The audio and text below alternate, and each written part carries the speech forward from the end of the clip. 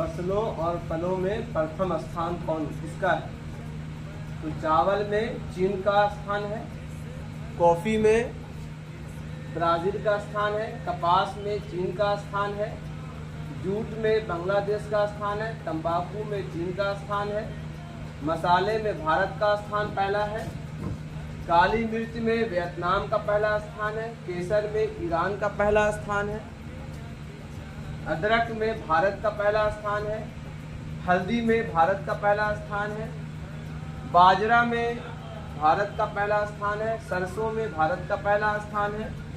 मूंगफली में चीन का पहला स्थान है, जवार में अमेरिका का पहला स्थान है, सूरजमुखी में यूक्रेन का पहला स्थान है, आलू में चीन का पहला स्थान है, प्याज में चीन का पहला स्थान है, टमाटर में चीन का पहला स्थान है, केला में भारत का पहला स्थान है, आम में भारत का पहला स्थान है, संतरा में ब्राज़ील का पहला स्थान है, अंगूर में चीन का पहला स्थान है, सेब में चीन का पहला स्थान है, नारियल में इंडोनेशिया का पहला स्थान है, काजू में वियतनाम का पहला स्थान है,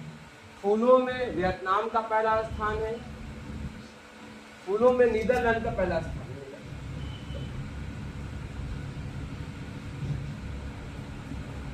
दलहन में भारत का पहला स्थान है,